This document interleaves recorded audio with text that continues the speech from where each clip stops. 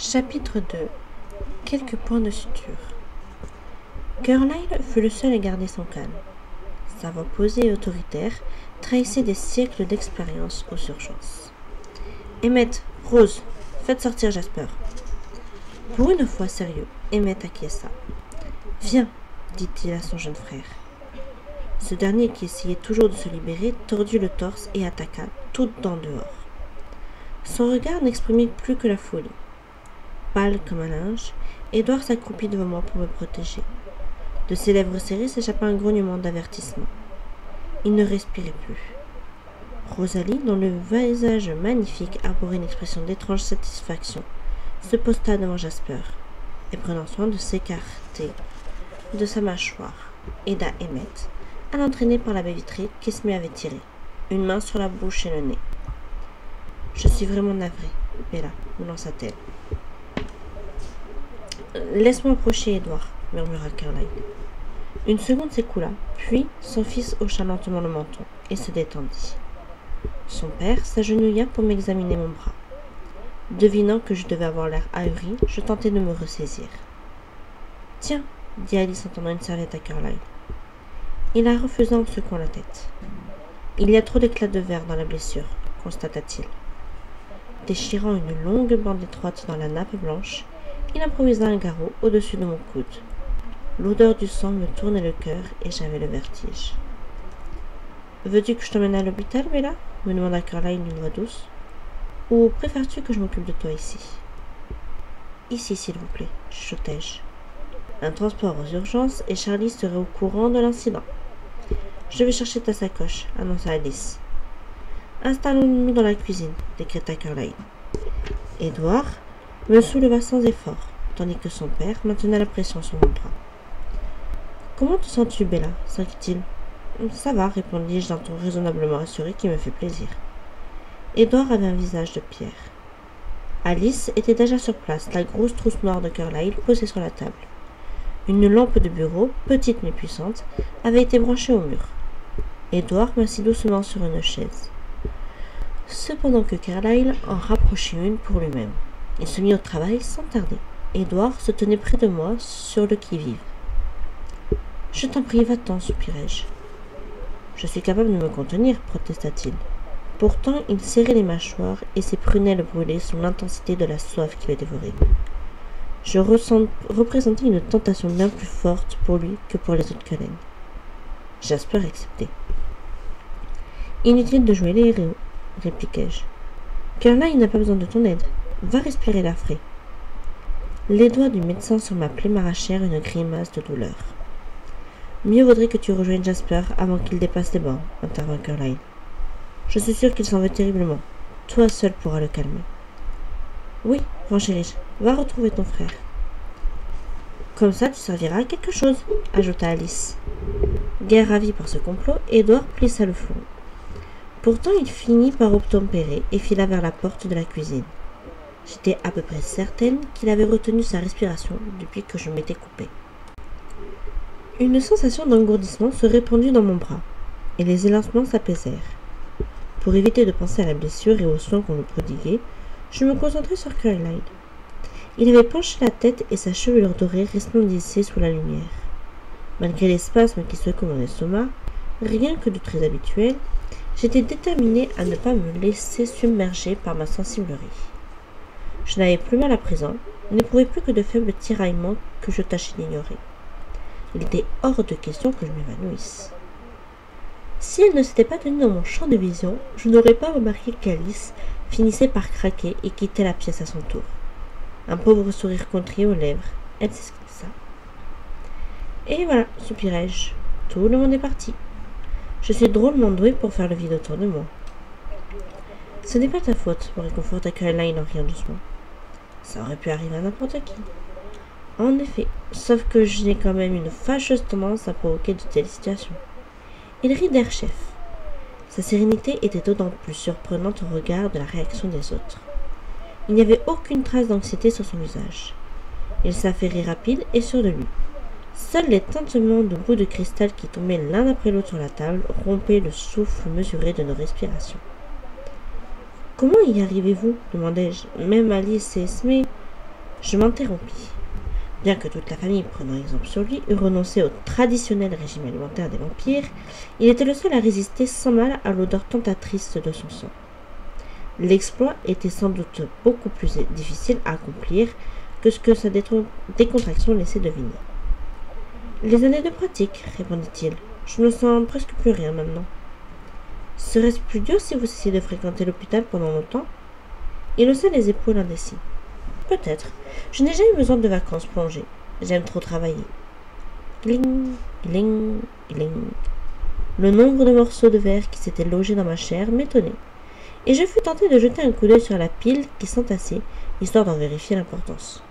Mais je savais que cela ne m'aiderait en rien dans ma stratégie anti-vomitive. « Qu'est-ce qui vous plaît tant dans ce métier ?» repris-je.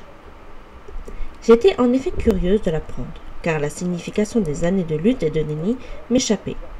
Par ailleurs, la conversation me permettait d'oublier mes nausées. « répondit-il, le regard calme et songeur. « Ce que j'apprécie par-dessus tout, c'est que mes capacités supérieures, disons, me permettent de sauver une vie qui sinon aurait été perdue. J'aime à savoir que grâce à moi, certaines gens guérissent. Parfois, même mon odorat surdéveloppé est un outil de diagnostic bien pratique. » Il afficha un demi-sourire. Je réfléchis à cela pendant qu'il fouillait la blessure pour s'assurer qu'il avait ôté tous les débris. Lorsqu'il attrapa de nouveaux instruments dans mon sac, je m'interdis d'imaginer une aiguille et du fil. Des tiraillements d'un autre genre chatouillèrent les bords de la plaie. « Vous donnez bien du mal pour expliquer en état dont vous n'êtes pas responsable. » Continuai-je. « Après tout, vous n'avez pas demandé à devenir celui que vous êtes. Vous n'avez pas choisi cette existence. Et pourtant, j'ai l'impression que vous vous sentez obligé de trimer comme un esclave afin de prouver que vous êtes bon. » « Je ne crois pas essayer de réparer quoi que ce soit, » me condottit-il sur un ton léger. « Comme tout à chacun, j'ai simplement dû opérer des choix de vie en fonction de ce que la nature m'a donné. » Cette explication me paraît un peu facile. « Ça y est, » éluda-t-il en se penchant sur mon bras, puis en coupant un fil. « C'est fini. » Il balaya largement le site des opérations à l'aide d'un coton-tige démesuré qu'il avait trempé dans un liquide aux couleurs de sirop, qui déteignit sur ma peau. L'arôme était bizarre. Et la tête tourna. Carlyle colla une grande bande de gaz sur la blessure et la fixa à l'aide de sparadrap. « Mais au début, insistai-je, comment avez-vous eu l'idée de vous détourner de la voie évidente qui s'ouvrait devant vous ?» Un sourire énigmatique étira ses lèvres. « Edward ne t'a donc pas raconté l'histoire ?»« Si, j'essaie juste de me mettre à votre place. » Soudain, il redevint sérieux, et je me demandais si ses réflexions l'avaient conduit à la même interrogation que moi. Comment réagirais-je quand je refusais de penser si ce serait mon tour? Il s'affaira à nettoyer la table avec soin, la frottant plusieurs fois de suite avec du coton imprégné d'alcool dont l'odeur me chatouilla les narines. « Tu sais que mon père était pasteur, » expliqua-t-il. Il avait une conception du monde plutôt abrupte, et j'avais commencé à la remettre en question avant même de me transformer. Il déposa la gaze et les coteaux souillés, afin que les éclats de verre dans une coupe en cristal. Je ne saisis la manœuvre que lorsqu'il gratta une allumette et les jeta sur les fibres imbibées d'alcool. Le tout s'embrasa et je sursautai. « Désolé, » s'excusa-t-il. « C'était un peu obligé. Bref, j'étais en désaccord avec cette foi si intransigeante. Pourtant, depuis presque 400 ans, je suis né, rien, pas même mon reflet dans un miroir, ne m'incitait à douter de l'existence de Dieu, quel que soit le nom ou la forme qu'on lui attribue. Je fis mine d'inspecter mon pansement afin de dissimuler ma surprise devant le tour qu'avait pris la discussion. Tout bien considéré, la religion était le dernier sujet auquel je m'étais attendu. Ma propre vie était passiblement dépourvue de croyance. Charlie se considérait comme luthérien, parce qu'il suivait l'exemple de ses parents. Mais, le dimanche, c'était près de la rivière et une canne à pêche à la main qu'il pratiquait. Quant à Renée, elle testait de temps en temps telle ou telle obédience, à l'instar de ses brèves passions pour le tennis, la poterie, le yoga et le français. Elle en changeait avant même que je fusse avertie de sa dernière lubie. « J'ai conscience que cela paraît un peu bizarre, venant d'un vampire, » reprit Carlyle en souriant. « Cela ne m'empêche cependant pas de chercher un sens à la vie, y compris la nôtre. Nos chances de rédemption sont certes infimes, ajouta-t-il du doigt désinvolte. Et selon toute probabilité, nous sommes damnés. Néanmoins, je compte sottement peut-être qu'avoir essayé de se rapporter à notre bénéfice. Je ne vois rien de sot là-dedans. Je n'imaginais pas en effet que quiconque, y compris l'essence divine, ne pût être impressionné par Carlyle. Et puis à mes yeux, un paradis sans Édouard n'était pas le paradis. Tu es bien la première à être d'accord avec moi. Les autres membres du clan ne partagent pas votre foi, m'étonnai-je? Je songeais bien sûr à une personne en particulier, et là encore Carlyle ne s'y trompa pas. Édouard me suit jusqu'à un certain point. Pour lui, Dieu, le ciel existe, l'enfer aussi. Mais il doute de l'existence d'un au-delà pour notre espèce. Son ton était devenu très doux, et il contemplait l'obscurité de l'autre côté de la grande fenêtre qui surplombait l'évier. Il est persuadé que nous avons perdu notre âme, ajouta-t-il. Je me rappelai aussitôt les paroles qu'Édouard avait prononcées cet après-midi-là. Sauf à souhaiter mourir, ou du moins à subir le sort qui nous est réservé à nos autres vampires. Brusquement, une ampoule s'éclaira au-dessus de ma tête. C'est tout le problème, n'est-ce pas? Commentai-je. Ça explique les réticences à me transformer. Lorsque je regarde mon fils, quand je vois sa force, sa beauté, son éclat, je suis d'autant plus certain de la légitimité de mes espérances. Comment admettre qu'un être tel d'Édouard ne mérite pas plus? Toutefois, si je pensais comme lui, ou plutôt si toi tu partageais ses convictions, serais-tu capable de lui voler son âme? Ses prunelles insondables me dévisageaient. Posée en ces termes, la question me désarçonna. M'eût-il demandé si j'étais prête à sacrifier mon âme pour Édouard? Ma réponse lui était évidente. Quant à infliger un sort identique à celui que j'aimais, je fis la grimace. Cette argutie était injuste. Tu mesures l'ampleur de la difficulté, reprit Carlyle. Je secoue le menton, conscient de me comporter comme un enfant têtu. Il soupira. C'est mon choix, objectai-je. Le sien également, répliqua-t-il en levant la main, pour arrêter mes protestations. C'est lui qui endossera ou non cette responsabilité. Il n'est pas le seul à pouvoir procéder. Je t'arrête tout de suite, s'écria-t-il en partant d'un rire qui allégea soudain l'atmosphère. C'est avec lui que tu devras aborder ce sujet. Mais, précisa-t-il aussitôt de nouveau grave, j'ai été confronté à la situation et je te garantis qu'on ne se débarrasse jamais du doute. La plupart du temps, je pense avoir agi au mieux. Et pourtant, j'ai eu raison de condamner mes compagnons à cette existence. Je n'ai pas de réponse tranchée à cette question. Je gardai le silence, en songeant à l'influence que cela aurait eu sur ma propre vie si Carlyle avait supporté sa solitude. Je frissonnai. C'est la mère d'Édouard qui m'a décidé, chuchota-t-il, le regard perdu au loin. Ah bon? Chaque fois que j'avais interrogé Édouard sur mes parents, il était borné à dire qu'ils étaient morts depuis longtemps et que ses souvenirs étaient confus. Ceux de Carlyle, en revanche, malgré la brièveté de ses contacts avec eux, ne s'effaceraient jamais. Oui, elle s'appelait Elizabeth Mason. Le père, Édouard Senior, n'a pas repris connaissance. Il a été victime de la toute première vague de grippe espagnole. Elizabeth, elle, est restée alerte quasiment jusqu'au bout. Édouard lui ressemble beaucoup. Elle avait les mêmes étranges cheveux bronzes et leurs yeux étaient d'un vert absolument identique. Vert, murmurai-je, en essayant de me le répéter ainsi. Ceux de Carlyle Ocre étaient maintenant à une centaine d'années de là. Oui, elle s'inquiétait pour son fils de manière obsessive. Elle a gâché ses chances de guérir en voulant le soigner, alors qu'elle était déjà atteinte. Il allait tellement plus mal que je m'attendais à ce qu'il disparût le premier. Sa fin, elle, a été très rapide. Ça s'est passé juste après le coucher du soleil. Je venais d'arriver pour relever les médecins du jour. L'époque ne prêtait pas au faux-semblant. Il y avait trop de travail. Je n'avais pas besoin de me reposer et je détestais devoir rentrer chez moi pour me cacher dans le noir et faire croire que je dormais, alors que tant de malheureux mouraient. Je me suis tout de suite rendu au chevet d'Elizabeth et de son fils. Je m'étais attachée à eux, ce qui est toujours dangereux quand on connaît la fragilité innée des humains. J'ai immédiatement compris que son état avait gravement empiré.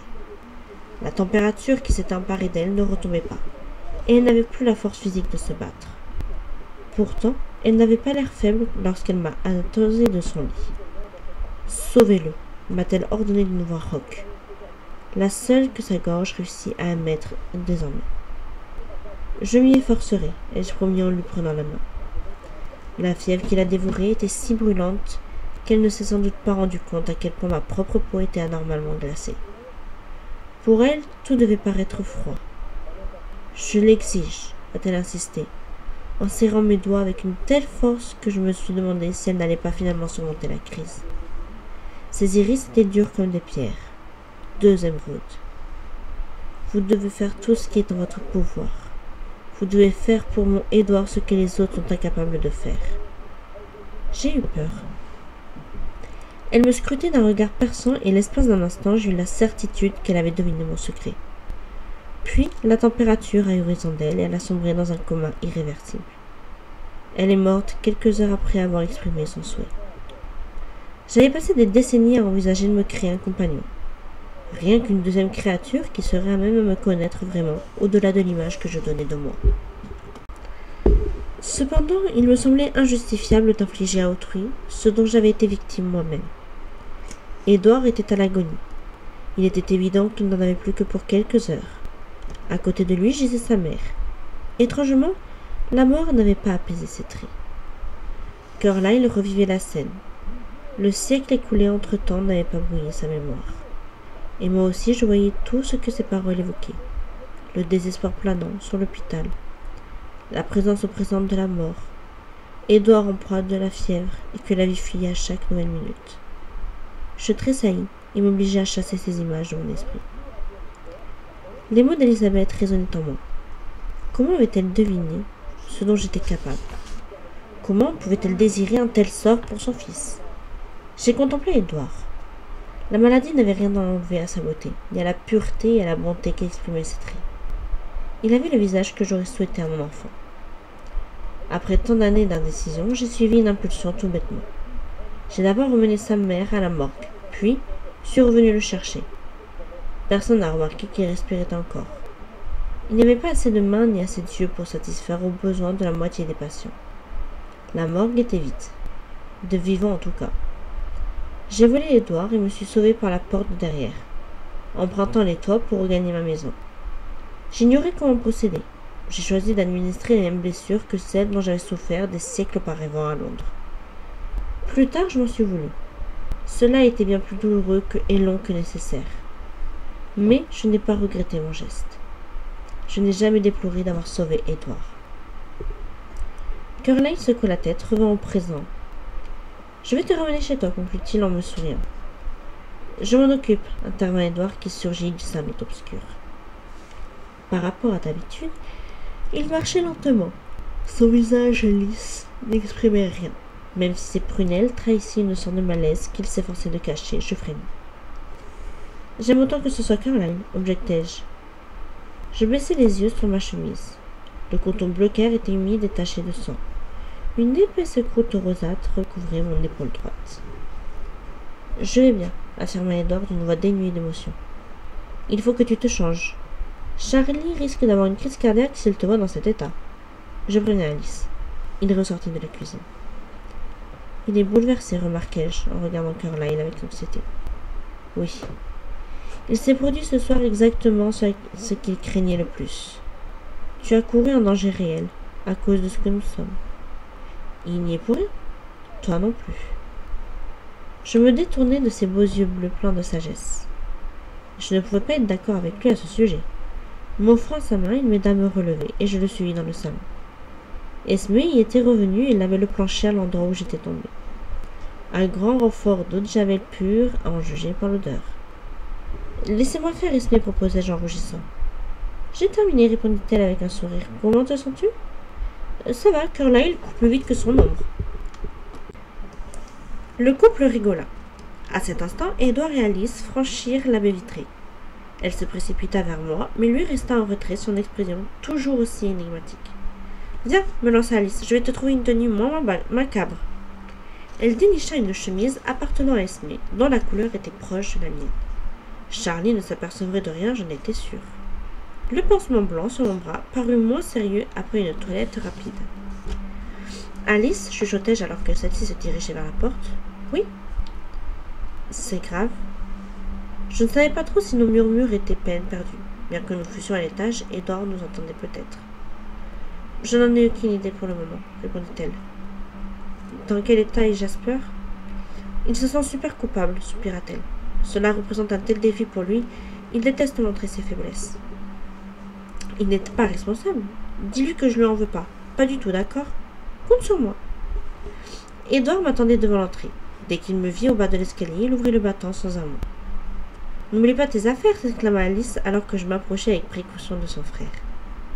Elle récupéra les paquets, dont l'un à moitié ouvert, et mon appareil photo sur le piano, et les fourra dans mes mains. Tu nous remercieras plus tard quand tu auras fini de le déballer. Esme et Carlyle me saluèrent et je ne manquai pas de noter que, comme moi, ils jetaient des coups d'œil furtifs à leur fils trop impassible. Je fus soulagée de me retrouver dehors et de passer rapidement les roses et les lanternes qui, à présent, n'évoquaient plus que de mauvais souvenirs. Edward me suivit en silence. Il m'ouvrit la portière passager et je grimpai dans la camionnette sans protester. Un gros ruban rouge était collé au tableau de bord, près d'une nouvelle autoradio. Je l'arrachai, le jetai par terre et glissai du pied sur mon siège pendant qu'Edward contournait le véhicule. Il s'installa derrière le volant, sans me regarder non plus que l'appareil. Ni lui ni moi ne le mîmes en marche, et le soudain grondement du moteur renforça le silence. Nous nous éloignâmes trop vite sur le chemin sinueux et sombre. Ce mutisme ne tarda pas à me rendre folle. Dis quelque chose, finis-je par lancer lorsqu'il bifurqua sur la grande route. Que veux-tu que je te dise? Répliqua-t-il lointain. Que tu me pardonnes, murmurai-je, refroidi par la distance qu'il maintenait entre nous. Ma réflexion eut le ton d'animer ses traits. Un éclat de colère les traversa. Te pardonner? À toi? De quoi? Si j'avais été plus prudente, rien de tout cela ne serait passé. Bella, tu t'es coupée avec un bout de papier. Tu ne mérites pas d'être fusillée pour ça. N'empêche, c'est ma faute. Ces mots ouvrirent les vannes. Ta faute? Si tu t'étais blessé chez Mike Newton en présence de Jessica, d'Angela et des autres amis normaux, qu'aurait-il pu arriver de grave? Qu'il soit à court de pansements? Si tu avais trébuché sur une pile d'assiettes et sans que personne ne t'y précipite, aurait été un drame? Au pire, tu aurais mis du sang sur la banquette de la voiture pendant qu'il t'emmène aux urgences. Mike Newton t'aurait tendu la main pendant qu'on te recousait. Et il n'aurait pas eu besoin de lutter contre l'envie de te tuer pendant les soins. Ne t'accuse pas, Bella. Cela ne sert qu'à augmenter le dégoût que j'éprouve à mon encontre. Veux-tu bien m'expliquer pourquoi nous en sommes invoqués Mac Newton, m'emportai-je? Parce qu'il serait beaucoup plus sain pour toi de le fréquenter. Plutôt mourir, toi seul compte. Inutile d'être aussi théâtral, inutile d'être aussi bête. Il ne releva pas, fixa le pare-brise d'un air renfrogné. Je me creusai le ménage pour tâcher de trouver une façon de sauver cette soirée. Mais lorsque nous nous garâmes devant chez moi, rien ne m'était encore venu à l'esprit. Il coupa le contact, sans pour autant ôter ses mains crispées du volant. « Tu restes cette nuit ?» demandai-je. « Mieux vaudrait que je rentre. » Si je le laissais faire, il allait se complaire dans le remords. Pas question. « C'est mon anniversaire, tentai-je d'argumenter. »« N'espère pas jouer sur tous les tableaux, » riposta-t-il. « Soit tu acceptes qu'on te le souhaite, soit tu refuses. Pas les deux en fonction de tes sautes d'humeur. » Son ton était sec. Pas aussi grave qu'avant, cependant. J'étouffai un petit soupir de soulagement. « Alors, au revoir pour les célébrations. On se voit là-haut ?» Je sautai en bas de la Chevrolet, tendis le bras pour m'emparer des cadeaux. « Tu n'es pas obligé de les accepter, souligna-t-il les sourcils froncés. J'y tiens. Je te signale que Carlyle et Esme ont dépensé de l'argent. Je me remettrai. » Coinçant maladroitement les paquets sur mon bras, valide, je claquai la portière. Il fut à mon côté en moins d'une seconde. « Laisse-moi les porter, dit-il en me les retirant. Je te retourne ta chambre. » Je souris, merci. « Bon anniversaire, souffla-t-il. Il se pencha et ses lèvres effleurèrent les miennes. Lorsqu'il recula, je me hissai sur la pointe des pieds pour que le baiser dure plus longtemps. Il m'adressa sa moue la plus craquante et disparut dans le noir. Le match n'était pas terminé. Sitôt passé le seuil, j'entendis le commentateur qui s'égosillait au-dessus des cris de la foule. « Bella » murmura Charlie. « Salut papa !» J'entrai dans le salon en prenant soin de plaquer mon bras contre mon corps. Cette légère pression suffit à me brûler et je plissai le nez. Les effets des anesthésiants commençaient à se dissiper apparemment. « Comment c'était » s'enquit Charlie. Alice a exagéré. Fleurs, gâteaux, bougies, cadeaux, tout le tout team. Que t'ont-ils offert? Une stéréo pour ma camionnette. Super. Oui, bon, je rentre me coucher. À demain, c'est ça. Et j'agitais la main. Qu'est-il arrivé à ton bras? Je m'empourprai, jurai en silence. J'ai trébuché, rien de grave. Bella, soupira-t-il en secouant le menton d'un air résigné. Bonne nuit, papa. Je me dépêchai de monter à la salle de bain, où je gardais un pyjama pour les nuits comme celle-ci. Je me glissai dans le pantalon et le débardeur assorti qui avait remplacé le survêtement troué d'autrefois. Assis au milieu de mon lit, Édouard jouait avec des paquets argentés. Salut. Sa voix était triste. Comme prévu, il se vautrait dans les remords. Je m'approchai, repoussai les cadeaux et m'installai sur ses genoux. Salut, murmurai-je, me blottissant contre son torse de pierre. Puis-je ouvrir mes présents maintenant? Tout se vient ce brusque enthousiasme. Tu as éveillé ma curiosité. Je me suis saisi de longs rectangles plats qui devaient représenter la participation de Carlyle et d'Esmé aux festivités. Si tu permets, suggéra Édouard, il me le prit, déchira l'emballage argenté en quelques gestes fluides et me tendit une boîte blanche. Tu me crois capable d'ouvrir le couvercle, bougonnai-je? Nous allons à Jacksonville? Malgré moi, j'étais ravie.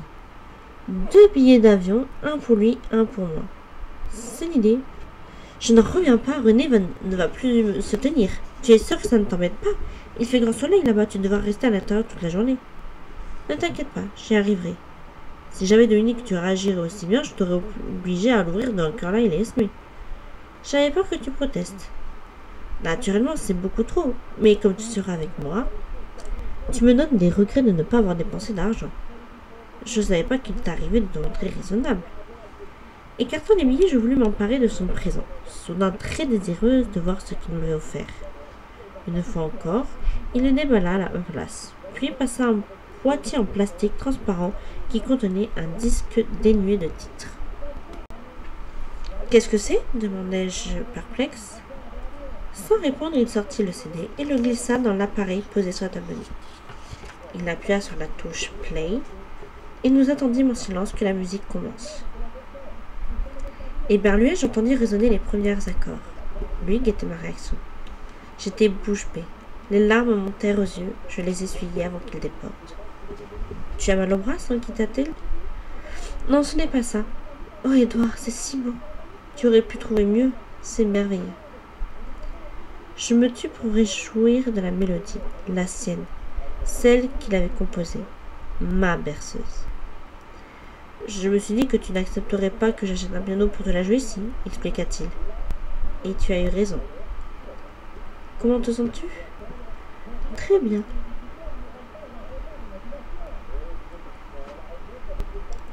En vérité, la blessure commençait à me brûler férocement. De la glace aurait été idéal. J'aurais bien posé la main d'Édouard dessus, mais je me serais trahi. « Je vais te chercher un calmant, annonça-t-il. « Je n'ai besoin de rien, protestai-je. Il m'avait cependant déposé sur le lit et se dirigeait déjà vers la porte. « Charlie !» soufflai-je. « Il ne m'entendra pas, promis !» ce dernier en disparaissant sans bruit dans le couloir. Il revint aussitôt avant même que la porte ait eu le temps de se refermer. Il tenait le verre à dents avec un flacon de cachet. J'avais laissé ceci sans objecter. À quoi bon? J'étais sûre de perdre cette bataille. De plus, j'avais vraiment mal maintenant. À l'arrière, la berceuse se poursuivit, tendre, somptueuse. Il est tard, souligna Édouard. Il me souleva d'un bras tout en tirant la couverture de l'autre, puis il me borda. Ensuite, il s'allongea près de moi sur la couette de façon à ce que je ne gèle pas, et m'enlaça. J'appuyai ma tête contre son épaule et lâchai un soupir de contentement. « Merci encore, » murmurai-je. « De rien. » Un long moment, j'écoutai mon morceau sans rien dire. Un deuxième le remplaça et je reconnus la musique préférée d'Esmé. « À quoi penses-tu » chuchotai-je. « Au bien et au mal, répondit-il avec une brève hésitation. Je me raidis. « Tu te souviens que je t'avais ordonné d'oublier mon anniversaire » m'empressai-je de lancer en espérant que ma tentative de diversion ne serait pas trop évidente. « Oui, admit-il circonspect. Eh bien, j'ai changé d'avis. Et je crois que, vu l'occasion, j'aimerais que tu m'embrasses de nouveau. Tu es bien exigeante ce soir. C'est vrai, mais bon, Ne te force surtout pas. Il s'esclaffa. Dieu me garde de jamais rien faire contre mon gré, marmonna-t-il sur un ton étrangement désespéré. Sur ce, il me prit par le menton et attira mon visage contre le sien. Le baiser débuta à peu près comme d'ordinaire. Édouard toujours aussi prudent, et mon cœur s'emballant comme d'habitude. Puis, quelque chose changea. Brusquement, ses lèvres se firent plus présentes.